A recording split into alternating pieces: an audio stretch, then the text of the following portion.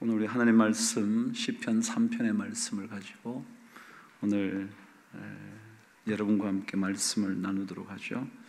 시편 3편 1절부터 마지막 절까지 우리 함께 읽어보도록 하시죠. 제가 처음 시작을 그 3장의 제목부터 한번 읽어볼 테니까 제가 제목을 읽고 그 다음에 1절을 읽을게요. 여러분 2절을 읽으시죠. 다윗이 그의 아들 압살롬을 피할 때에 지은 시.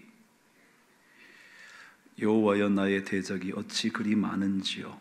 일어나 나를 치는 자가 많으니이다.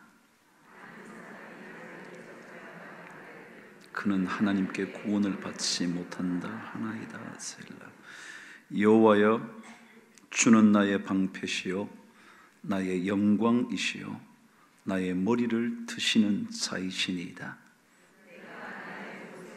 여호와께 부르짖으니 그의 성산에서 응답하시는도다. 셀라. 내가 누워 자고 깨었으니 여호와께서 나를 붙드심이로다. 천만인이 나를 애워싼 진친다 할지 나는 두려워하지 아니하리이다. 여호와여, 일어나소서. 나의 하나님이여, 나를 구원하소서. 주께서 나의 모든 원수의 뺨을 치시며 악인의 이를 꺾으셨나이다. 구원은 여호와께 있사오니 주의 복을 주의 백성에게 내리소서. 셀라. 아멘.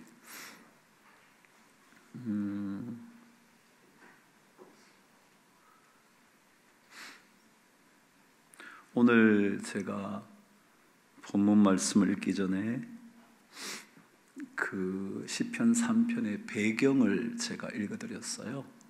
뭐라고 적혀 있었냐면 다윗이 그의 아들 압살롬을 피할 때에 지은 시라고 되어 있어요. 아시는 바대로 다윗은 그의 아들 압살롬의 배반으로 인하여 왕자를 빼앗기고 도망가던 신세가 됐죠. 사무엘하 15장을 읽어보면 그 현장이 너무도 적나라하게 적혀 있어서 와, 이럴 수도 있을까 싶은 생각이 들어요. 거기에 보면 사무엘하 15장 30절에는 다윗이 아들의 배반 때문에 머리를 숙이고 맨발로 울면서 가니라, 그렇게 되어 있어요. 고개를 들지 못하는 거예요. 여러분 그렇지 않겠어요? 어떻게 돼서 자식에게 배반을 받았는데 고개 들 수 있는 아버지가 어디 있겠어요? 거기다가 얼마나 급했든지 뭘로 간다고요? 맨발로 간다는데 눈물이 안 나오겠습니까? 내가 자식을 어떻게 키웠을까? 내가 어떻게 이 자식을 길러왔는데 이럴 수 있을까? 그거 생각하면 눈물이 저절로 떨어지지 않겠어요? 근데 그 눈물을 누군가에게 보인다는 것도 얼마나 부끄러웠겠어요? 다윗을 따라가던 수많은 그의 초종자들을 함께 데리고 가는데 그들도 다윗을 보면서 얼마나 절망하면서 갔을까요? 우는 모습조차 보이기 싫어서 너무너무 부끄러워서 고개를 들지 못한 채 울면서 맨발로 도망가던 그 현장을 경험했던 다윗이 쓴 시였다고요.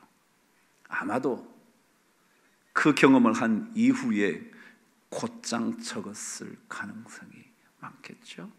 아니면 조금 지나서 그때를 생각하면서 적었을까요? 참 불행한 일이었죠. 여러분, 우리가 하나님의 말씀을 묵상을 해요.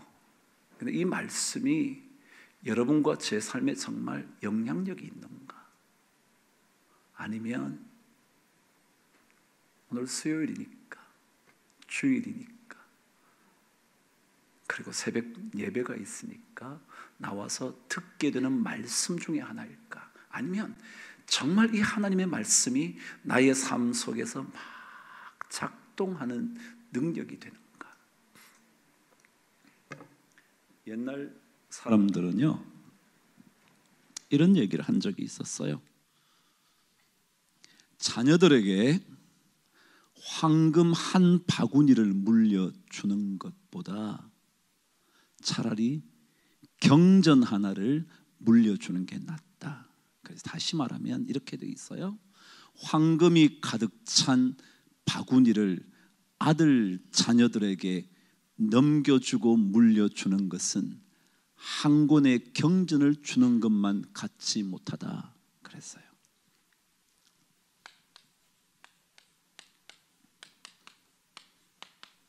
유자가 뭐냐면 유산 그럴 때 유자예요. 넘겨줄 유 혹은 남겨줄 유, 유산, 그죠? 유자, 자식에게 남겨준다. 뭘 남겨준다 그랬죠 아까? 황금이요. 황금 가득 찬, 황금이 가득 찬 바구니. 조금 어려운 글씨지만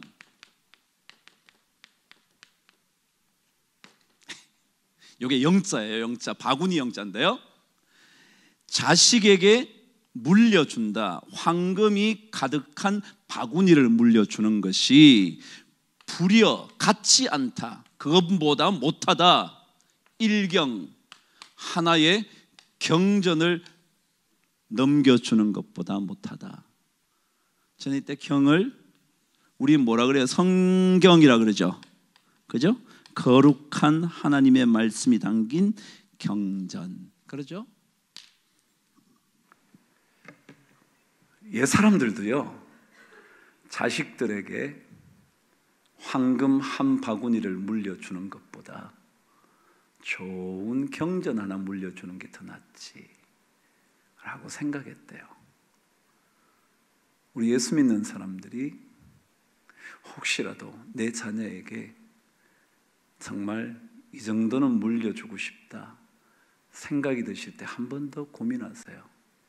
그래, 황금이 가득한 바구니를 자식에게 남겨주는 것이 한 권의 하나님의 말씀, 거룩한 하나님의 경전을 그에게 넘겨주는 것만 같지 못해. 그러려면, 이런 마음을 가지려면 본인이 하나님의 말씀에 대하여 그래, 이 말씀이면 돼, 이 말씀이면 내가 살아날 수 있어, 이 말씀이 내가 가능해, 그 확신이 있어야 하지 않겠어요?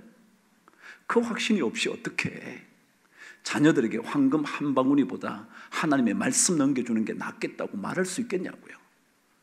그리고 어느 자식이 엄마 나 그거 필요 없어, 엄마 사는 인생을 보니까, 엄마가 믿고 있는 하나님을 보니까 나한테 그런 경전 필요 없어, 성경 필요 없어, 나 황금 바구니 주는 게 나아, 난 그게 더 좋아 라고 말한다면 우리가 진짜 하나님 말씀이 진짜 소중한가, 정말 이 하나님의 말씀이 진짜 영향력이 있나, 아니면 그래요, 나중에 물려줄 때 야, 너 어느 거 가질래? 엄마가 보니까, 아빠가 보니까 돈보다 이게 더 좋은 거야. 근데 그렇게 말하려면 자신이 살아온 삶이 그래야 되거든요. 뒤늦게 물려줄 거 없으니까 야, 너 이 돈보다 이게 나 라고 말해봐야 실컷 돈 때문에 저렇게 고생스럽게 사는 거, 그러면서 매일 돈만 없으면 그냥 부부가 싸우고, 그러더니 이제 와서 경전이 낫다고, 하나님의 말씀이 낫다고, 하나님의 말씀이 적혀있는 이 성경이 낫다고 그러지 않겠어요? 그러니까 이 말씀이 진짜 그래, 난 이것만 있으면 돼, 야 걱정하지 마라, 하나님 말씀이 우리에게 진짜 힘이 되더라, 진짜 힘이 되더라. 여러분, 두려움은 어디서 오는 걸까요? 여러분, 무엇에 두려우신가요? 무엇이 두려우신가요? 근데 두렵다면 무엇 때문에 두려운 건가요? 그 두려움은 어디서 오는 걸까요? 그래요, 두려움이라는 것은 수많은 외적인 환경에서 올 수 있을 거예요. 그렇죠? 환경이 안 좋으면 두렵잖아요. 예를 들어 사업을 하는데 갑자기 옆에 더 좋은 가게가 생겨서 손님이 다 뺏겨요. 그러면 어떡해요? 야, 이거 문을 닫아야 되나 어떻게 해야 되나? 두렵다는 말이 적절한지는 몰라도 그래도 이게 심각해지면 가슴이 막 답답해지는 거죠. 그 두려움이죠, 두려움. 그래요. 외적인 상황이 안 좋으면 두려울 수 있어요. 그게 오늘 1절 말씀이에요. 하나님, 도대체 나의 대적이 왜 이렇게 많습니까? 그 환경이도 외적 환경이거든요. 외적 환경. 생각해 보세요. 자기 자식조차 자기를 배신하는데 두려운 게 얼마나 많겠냐고요, 상황이. 여러분 그렇지 않나요? 환경이라는 것은요, 두려울 만큼 두려운 환경이라는 것은 너무 많은 거예요. 아닐 줄 알았는데 그게 우리에게 두려움이 돼요. 그럴 정도의 환경의 두려움이 너무 많은 거죠. 그런데 수많은 사람들이요, 수많은 학자들이요, 수많은 연구를 해온 사람들은 똑같이 말해, 두려움은 전부 다 어디의 문제다? 아이고, 어디 문제라고요? 환경의 문제가 아니라는 거야. 여러분, 일부러 그 학자들이 그러는 걸까요? 아니면 진짜로 그런 걸까요? 그래요. 상황이 두렵지 않다고는 말할 수 없지만 그 근본을 자꾸 들어가 보면요, 어디에 문제가 있다고 보느냐면 내부에 문제가 있다고 보는 거예요. 내부에, 내 마음에. 여러분, 만일요 두려운 환경을 보지 못하셨다면 두렵지 않을 거예요. 저는 아직 안 가봤는데 이번에 새로 생긴, 한참 전에 생겼지만 롯데머 타워인가 있죠. 저기 잠실에 가면. 가보신 적 있어요? 성가대는 많이 가봤네. 찬양대는. 여기는 아무도 못 가보셨네. 우리 다음에 한번 가보자고요. 근데 거기에 올라가면 뭐 최고층인지 어딘지 올라가면 밑이 보이는 유리 바닥이 있다네요. 가보셨어요? 쇼핑만 다녔구만. 그런 데가 있다네요. 가면 유리로 돼가지고 이 바닥이 저기 수십 층 밑에 보이는 거야. 보이니까 사람들이요, 무너질까요? 안 무너질까요? 안 무너지는데도 이렇게 간대, 이렇게 간대, 이렇게. 근데요, 바닥을 시멘트로 딱 닫아 놓으면요, 아무렇지도 않게 다녀. 하나도 안 무서운 거예요. 하나도. 그게 100층이어도 시멘트로 바닥이 돼 있으면 아무도 두려워하지 않아. 왜요? 뭘 안 봐서? 그 밑모를 끝없이 아래층의 그 공간을 보지 못해서.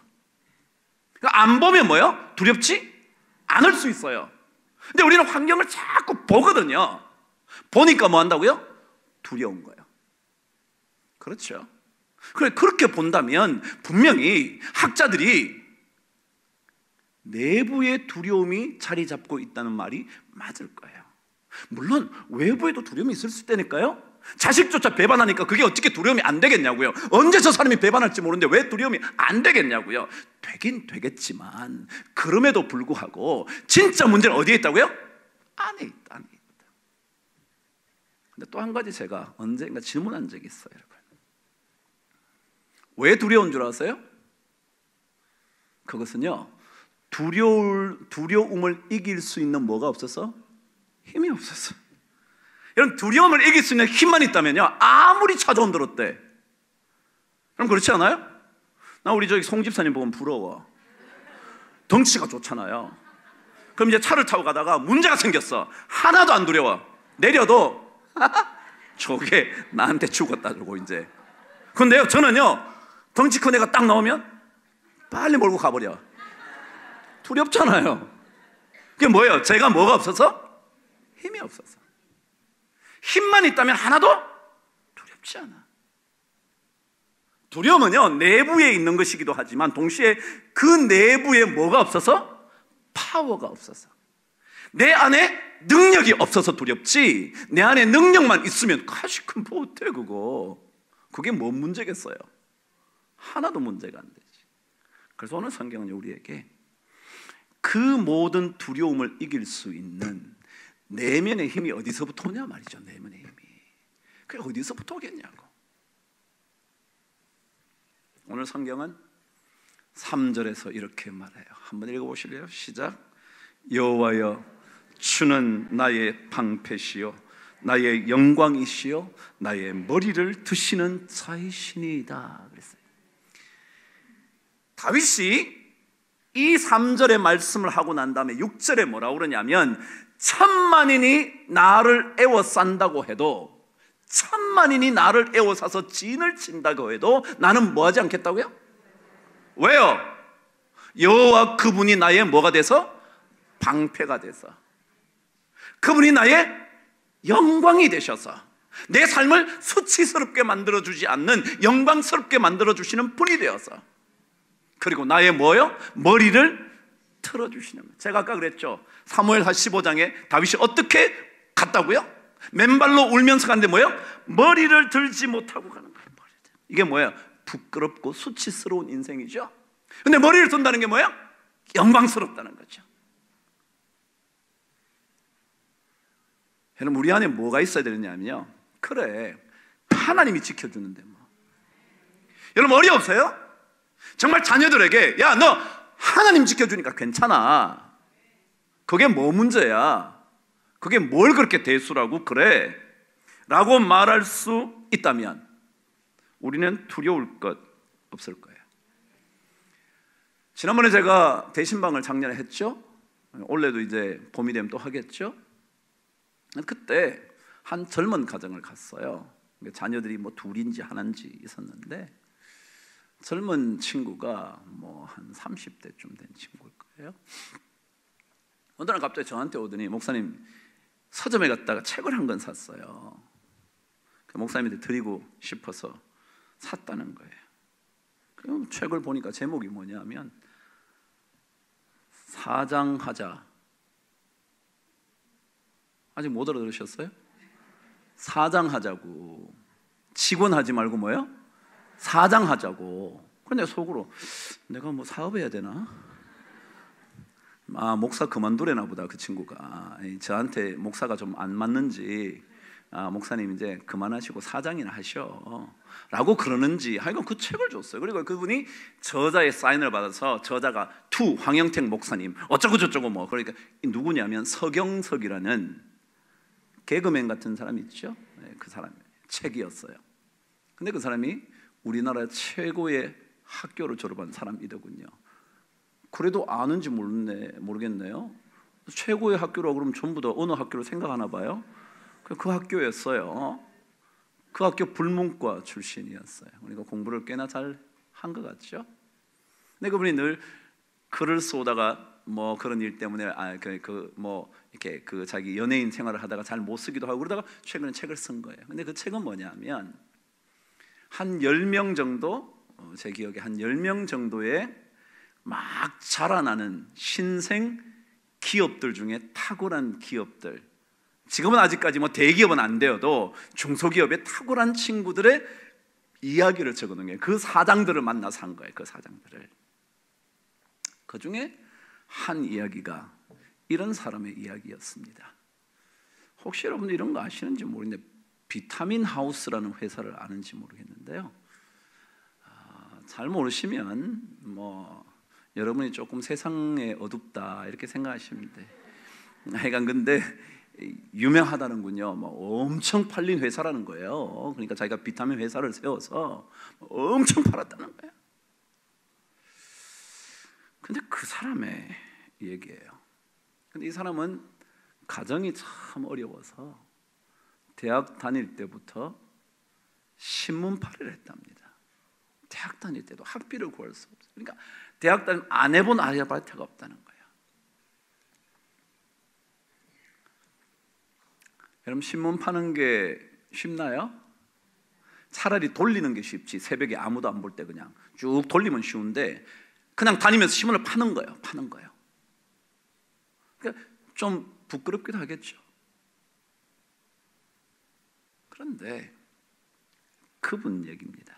그 글을 읽으니까 세상에 부끄러운 일은 하나도 없다.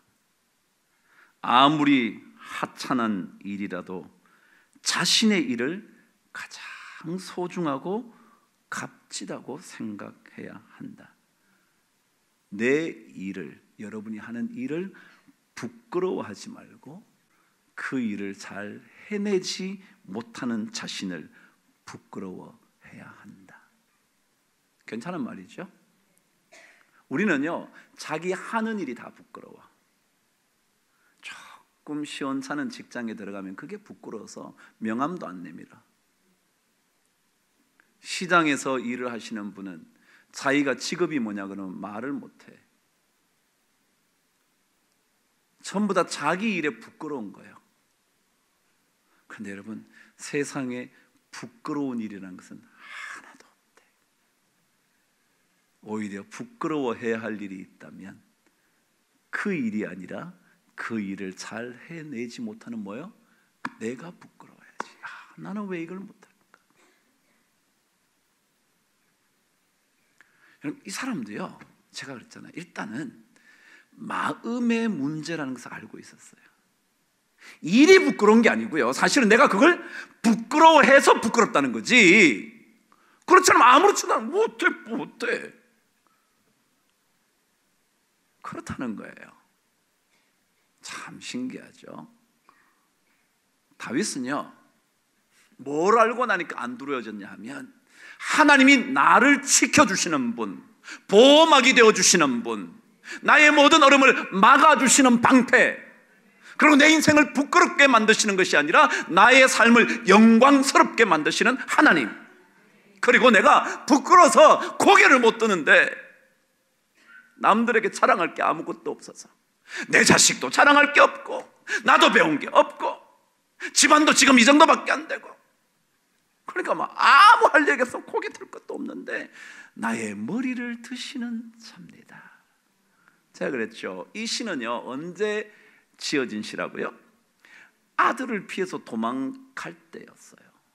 도망을 가고 난 이후였는지 모르겠지만 갈 때 그때 떠오른 말을, 생각을 적어 놓은 거예요. 예를 들어 자기가 왕으로 있을 때 썼다면야, 에이 지가 지금 왕이니까 뭐 까짓 거 뭘 부끄러워, 하나님이 내 방패지, 이렇게 말할 수 있을지 모르지만 지금은요 뭐요? 맨발로 울면서 머리를 숙이고 도망갈 수밖에 없는 상황이었는데 뭐라고 하냐면 하나님은 나의 방패시다. 그래서 천만인이 나를 애워싸 진을 친다 그래서 나 뭐하지 않다? 두렵지 않다. 여러분에게 이런 하나님이 있나요? 이런 하나님에 대한 확실한 고백이 있나요? 이런 고백이 없으면요 모든 환경이 두려운 거야. 두려운 정도가 점점 더 늘어나. 왜요? 세월이 갈수록 젊을 때야 뭐 아이고 젊은 게 뭐 그것만 해도 재산이지 그러다가 점점 나이는 드는데 집도 뭐 제대로 가진 것도 없고 아직까지 지하 단칸방에서 못 벗어났고 뭐 좋은 직장도 없고 돈도 그렇다고 잘 버는 것도 아니고 그렇다고 자식이 잘 된 것도 아니고 도대체 이게 뭐지? 갈수록 뭐가 많아져요? 나의 대적이 어쩌면 이렇게도 많습니까? 대적이 어찌 그리 많은지요. 일어나 나를 치는 자가 너무 많습니다. 이 사람만이겠어요? 사람? 그래, 사람도 그렇죠. 쫓겨갈 때 사울 집안에 있었던 시므이가 야 너 같은 놈이 왕이었냐? 그리고 막 그러잖아요. 그러니까 다윗을 이게 추종하던 사람들이 아니 다윗 왕이시여 저런 놈을 가만 놔둡니까? 그래 다윗이 하나님이 하신 일이라면 나도 괜찮아. 그러는 이야기까지 나올 정도인 얼마나 대적이 많냐고요. 근데 만일 우리 안에 진짜 하나님께서 이런 분이라는 것을 고백할 수 없다면 우리 대적은요 갈수록 많아져. 갈수록. 처음에는요 자식을 그래도 기도했어. 나는 배운 건 없지만 자식이 잘 되면 그래도 내가 영광을 얻을 수 있을까 생각했는데 자식이 가다가 삐끗했어.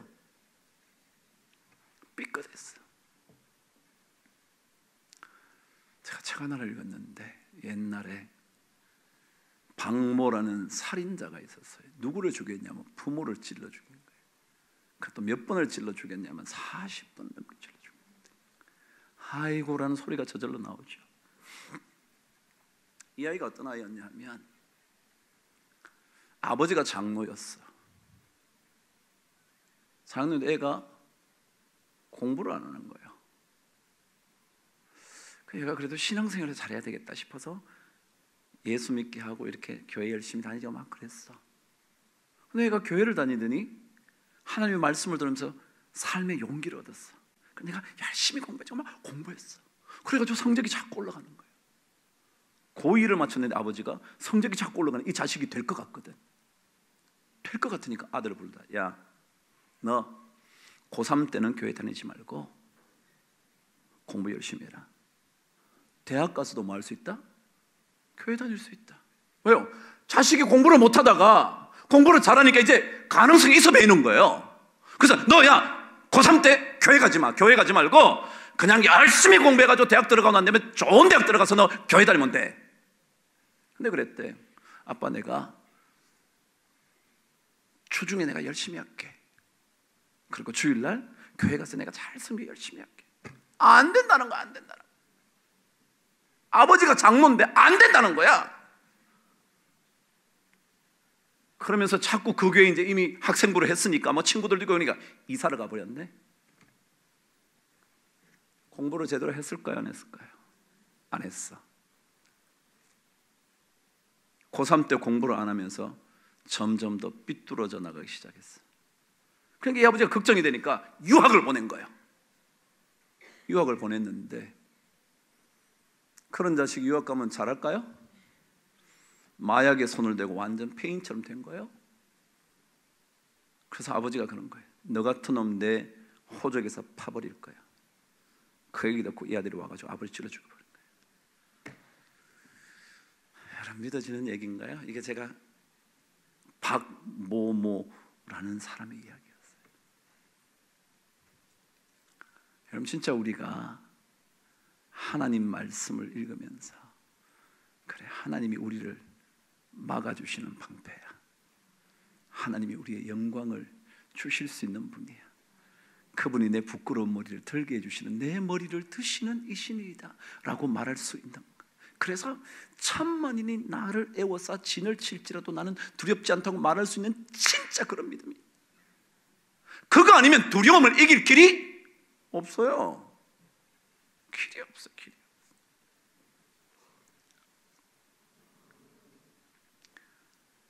갈렙이라는 사람을 아시나요? 어떻게 알긴 아시나 보죠? 갈렙이라는 사람의 이야기를 읽으면요, 왜 그 사람이 이 산지를 내게 주소서, 내 나이 85세지만 이 산지를 나에게 주십시오.